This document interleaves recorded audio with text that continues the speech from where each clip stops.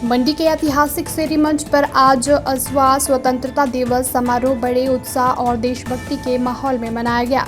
प्रदेश सरकार में ग्रामीण विकास एवं पंचायती राज मंत्री अनिरुद्ध सिंह ने बतौर मुख्य अतिथि शिरकत की और राष्ट्रीय ध्वज तिरंगा फहराया। इससे पहले शनिवार सुबह 11 बजे उन्होंने इंदिरा मार्केट स्थित शहीद स्मारक पर पुष्पांजलि अर्पित कर देश के वीर शहीदों को नमन किया।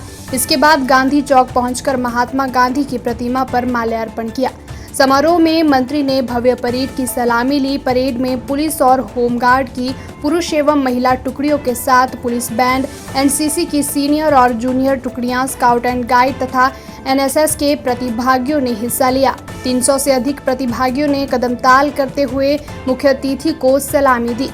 अपने संबोधन में ग्रामीण विकास मंत्री अनिरुद्ध सिंह ने कहा कि प्रदेश सरकार शिक्षा और स्वास्थ्य को सर्वोच्च प्राथमिकता दे रही है। उन्होंने कहा कि प्रदेश के 155 सरकारी स्कूलों में सीबीएसई पाठ्यक्रम लागू किया गया है, जिसके बाद इन स्कूलों में विद्यार्थियों की संख्या में उल्लेखनीय बढ़ोतरी हुई है। अब तक 24,000 से अधिक विद्यार्थी निजी स्कूल छोड़कर इन सरकारी स्कूलों में दाखिला ले चुके हैं।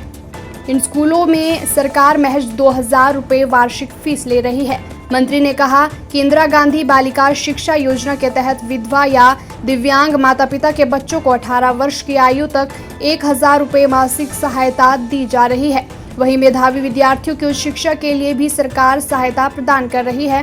स्वास्थ्य क्षेत्र का जिक्र करते हुए उन्होंने कहा कि IGMC Shimla, Nerchowk medical college सहित अन्य संस्थानों में रोबोटिक सर्जरी की सुविधा शुरू की गई है। जल्दी हमीरपुर में भी यह सुविधा उपलब्ध होगी। उन्होंने कहा कि सरकार इन सुविधा को आम लोगों के लिए किफायती दरों पर उपलब्ध करवाने का प्रयास कर रही है। समारोह के दौरान विभिन्न क्षेत्रों में उत्कृष्ट कार्य करने वाले लोगों और संस्थाओं को सम्मानित भी किया गया। किसानों को प्राकृतिक आपदाओं से सुरक्षा देने के लिए मौसम आधारित फसल बीमा योजना के तहत 1,32,000 से अधिक बागवानों के करीब 80 लाख फलदार पेड़ों को बीमा कवरेज में लिया गया है और लगभग 65,000 लाख कर्मियों को 119.76 करोड़ रुपए का मुआवजा राशि भी प्रदान करी गई है।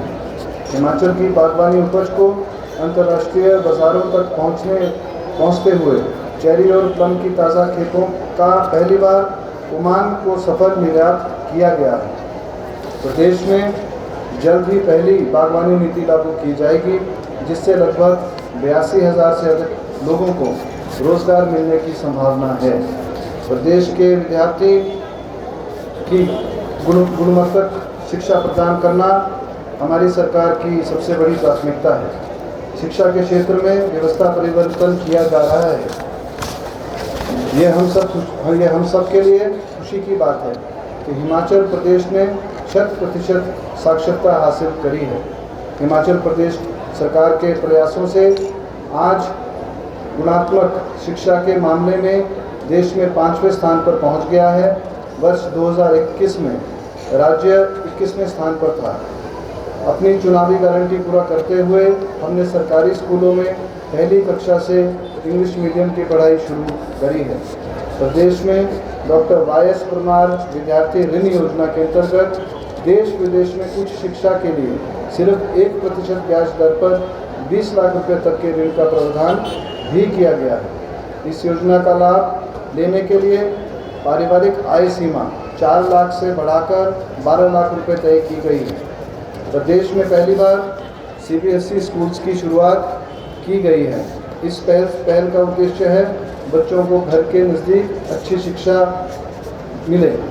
प्रदेश के 156 सरकारी स्कूलों में सीबीएसई पैटर्न लागू किया गया है, जिससे सरकारी स्कूलों में बच्चों की संख्या भी बढ़ी है। अब तक 24,000 से अधिक बच्चों ने प्राइवेट स्कूलों को छोड़ के सीबीएसई स्कूलों में दाखिला लिया है।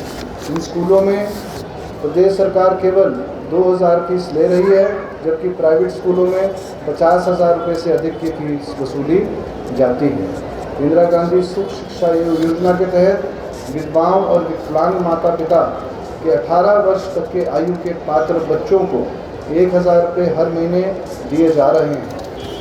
18 से 27 वर्ष तक के सभी बच्चों को प्रदेश और बाहरी राज्यों के सरकारी शैक्षणिक संस्थानों में IIT, NIT, IIM, AIIMS, NLU national law university जैसे कोर्सों में प्रवेश के बाद शिक्षा पर होने वाला खर्चा राज्य सरकार उठा रही है। स्वास्थ्य का क्षेत्र हमारी सरकार की सबसे दूसरी बड़ी प्राथमिकता है। प्रदेश में पहली बार रोबोटिक सर्जरी की सुविधा शुरू हुई है। IGMC शिमला, टांडा, नेर चौक, मेडिकल कॉलेज और चमैना हॉस्पिटल शिमला में ये सुविधा शुरू हुई है। और मैं ये भी बताना चाहूँगा, देश का पहला एम्स और PGI को छोड़ के देश का पहला राज्य हिमाचल प्रदेश है जहाँ सरकारी हॉस्पिटल्स में रोबोटिक सर्जरी की शुरुआत करी गई है। हमीरपुर मेडिकल कॉलेज में भी ये सुविधा जल्द मिलने वाली है। इस सुविधा से मिलने से आम आदमी को अपना इलाज करवाने में बाहरी राज्यों में नहीं जाना पड़ेगा। हमारी सरकार रोबोटिक सर्जरी की सुविधा केवल 30 से 50 हज़ार रुपये में प्रदान कर रही है, जबकि प्राइवेट हॉस्पिटल्स में 5 लाख रुपये से ज़्यादा का खर्च आता है। आधुनिक चिकित्सा मशीनरी और उपकरणों की खरीद पर लगभग 3,000 करोड़ रुपये खर्च किए जा रहे हैं। डॉक्टर्स, पैरामेडिकल स्टाफ और टेक्नीशियन की कमी को दूर करते हुए हमारी सरकार ने भर्ती प्रक्रिया लगातार जारी की है। प्रदेश में गरीब परिवारों को बेहतर उपचार सुविधा प्रदान करने के लिए हमारी सरकार नई स्वास्थ्य बीमा नीति भी ला रही है, जिसके अंतर्गत गरीब परिवारों को 10 लाख रुपए तक का स्वास्थ्य बीमा प्रदान किया जाएगा। प्रदेशों में वनों के विस्तार के उद्देश्य से प्रदेश सरकार ने मिशन 32% की शुरुआत करी है। इस पहल के अंतर्गत वर्ष 2030 तक राज्य के वन क्षेत्र को 29.5% और 32% तक बढ़ाने का लक्ष्य किया है। मंडी से STV के लिए नेहा ठाकुर की रिपोर्ट।